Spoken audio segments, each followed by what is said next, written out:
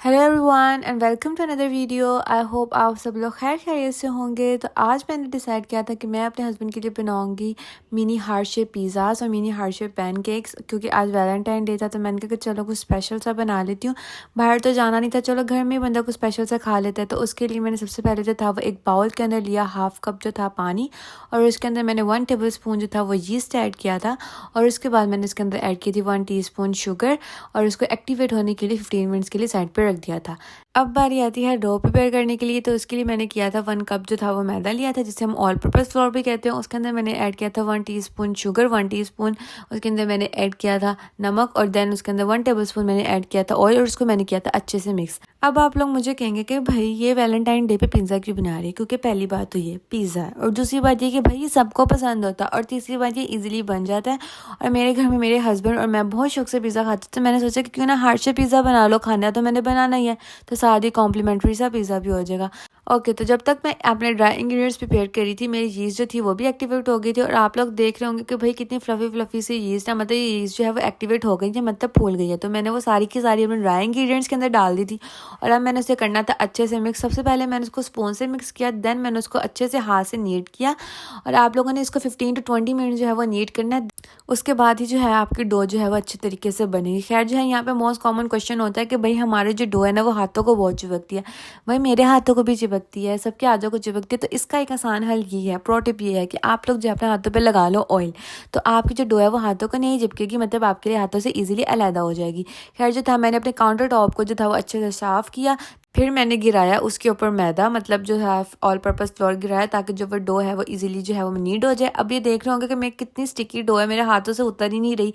तो इसके लिए आसान ये है कि आप अपने हाथों को ऑयल लगा लें। खैर जो था, और ये जो आपने ड्राई जो है वो फ्लावर गिराया होता है ना, उससे भी बड़ा ईजी हो जाता है डो को जो है वो नीड करना। खैर जो था 15 टू 20 मिनट जो है वो नीड करने के बाद जो थी वो बॉल जो थी वो बन गई थी। अब जो थी वो आई थी रेस्टिंग की बारी। मेरी जो बॉल थी वो प्रिपेयर हो गई थी, और अब मैंने उसको रखना था रेस्ट पे कवर करके। तो मैंने एक बाउल के अंदर रखा अपनी डो को, और उसको कवर किया मैंने कपड़े के साथ। आप लोग चाहे तो क्लिंग रैप के साथ भी कवर कर सकते हो, लेकिन मेरे पास कपड़ा था तो मैंने कपड़ा यूज़ कर दिया। खैर जो था 2.5 आवर के बाद जो थी मेरी डो जो थी वो डबल साइज़ की हो गई। फिर मैंने मुक्का मार के उसकी सारी गैस निकाल दी। और टू बी वेरी ऑनेस्ट, ये बड़ा ही सेटिस्फाइंग पार्ट होता है, मतलब बड़ा मज़ा आता है इसको करने में। खैर जो था वैसे तो था मिनिमम आप उसको 1.5 आवर के लिए रख सकते हो, लेकिन मुझे काम था तो मैं काम कर रही थी, तो मैंने 2.5 आवर के बाद इसको चेक किया था।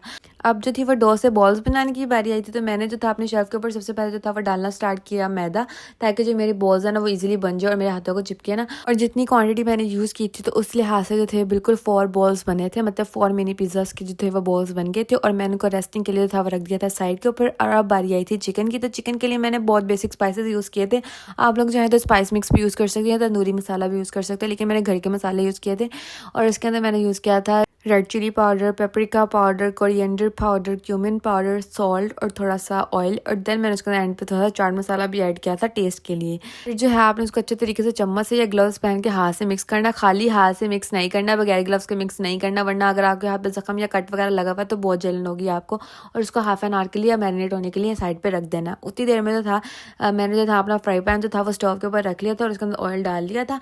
फिर जो था मैंने अपने चिकन को पकाया अच्छे से। अगर थोड़ा सा रह भी जाएगा तो कोई बात नहीं, वो एयर फ्रायर के अंदर या ओवन के अंदर जो है वो इजीली बन जाता है। अगर आप स्टीमर यूज़ करते हो तो उसके अंदर भी बन जाता है। खैर जो था हम ये थे मेरे हार्ट शेप पिज़्ज़ा जो मैंने बनाए थे। और ये था आप लोगों ने पहले जो था ना एयर फ्रायर को प्री हीट भी करना है। मैंने 165 सेल्सियस पर जो था वो 15 मिनट जो था उसको प्री हीट किया था। देन जो था मैंने अपने पिज़्ज़ा बनाए थे। देन जो थी बारी आई थी पैन केक के बैटर की। और पैन केक जो था वो मैं फर्स्ट टाइम बना रही थी भाई, और मेरे हस्बैंड को जो है वो पसंद भी है, तो मैंने कहा चलो बना लेती हूँ। और अब आप लोग कहेंगे कि भाई डिनर में पैन केक कौन खाता है, ये तो ब्रेकफास्ट में खाते हैं। हम लोग खा लेते हैं, हम लोग को जो मिले ना खा लेते हैं, क्योंकि ये एक रैंडम सा प्लान था, मतलब अचानक मेरे दिमाग में आया था। तो मैंने कहा हार्ट शेप पैनकेक बना लेती हूँ। और मेरे पास मिल्क भी नहीं था, तो मैंने विदाउट मिल्क पता नहीं कौन सी यूट्यूब पे वीडियो सर्च कर करके मैंने विदाउट मिल्क पे जो है पैनकेक बनाने का तरीका सीखा था। तो मैंने कहा चलो अब ट्राई करके देखती हूँ। खैर जो था मैंने एक बाउल के अंदर 1 एग लिया था, थोड़े से जो थी मैंने उसके अंदर 2 टेबल या 3 टेबल स्पून जो है मैंने शुगर ऐड की थी। अगर आप लोग को ज़्यादा मीठा पसंद है और आपके पास मैपल सिरप नहीं है, तो आप लोगों ने जो है वो ज़्यादा शुगर डालें, ताकि आपका जो पैनकेक है वो फीका ना हो। खैर खैर जो है उसके अंदर 1 टेबल स्पून आप लोगों ने भर के डालना है बेकिंग पाउडर, और फिर उसके बाद आप लोगों ने ऐड करना है उसके अंदर सेल्फ राइजिंग फ्लोर, जिसे हम लोग जो है वो ऑल पर्पस फ्लोर और मैदा भी कहते हैं। खैर जो था मैंने 1 कप से कम रखा था क्योंकि मैं फर्स्ट टाइम बना रही थी, तो मैं जो थी वो ज़ाया नहीं करना चाह रही थी चीज़ें, इस वजह से मैं चीज़ें जो थी वो कम कम यूज़ कर रही थी। और आप लोगों ने इसको अच्छे से मिक्स करना। और मुझसे यहाँ पर गलती से नमक बहुत ज़्यादा डल गया था, मतलब इतना ज़्यादा डल गया था कि मेरा पैनकेक वाकई फिक्के बने थे। लेकिन बाद में हनी जो था ना उसने सेव कर लिया मेरे पैनकेक को। खैर जो था उसको मैंने किया अच्छे से mix. Most of the time अगर आप लोग पैनकेक बनाते हो ना, तो आप लोग अपना बैटर जो है ना वो मिल्क से जो है वो मिक्स करते हो, मतलब आप उसके अंदर मिल्क डालते हो।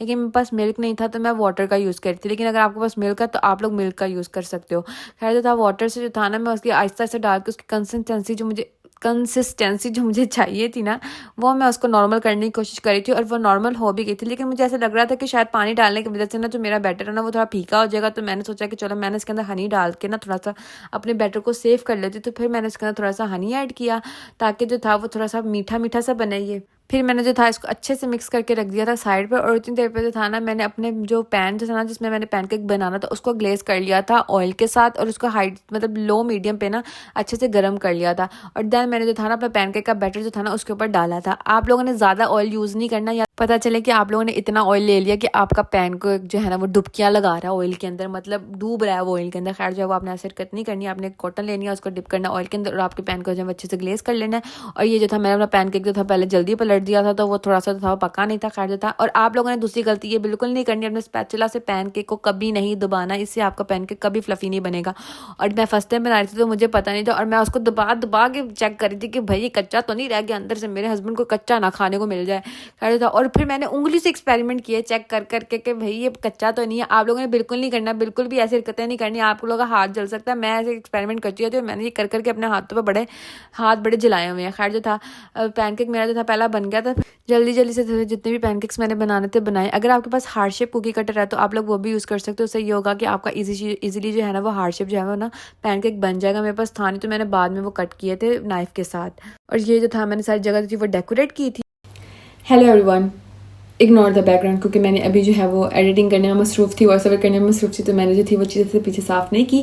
खैर जो था ये 2 चीज़ें थी जो कॉम्प्लीमेंट्री खाने के साथ जो थी मैंने अपने हस्बैंड के लिए बनाई थी। एक मिनी हार्ट शेप जो थे वो पिज़्ज़ा थे और पैनकेक्स थे, साथ जो थी मैंने बिरयानी बनाई थी, और वो इंशाल्लाह आपको नेक्स्ट व्लॉग जो है उसमें मिल जाएगी। अब आप लोग मुझे कमेंट सेक्शन पर ज़रूर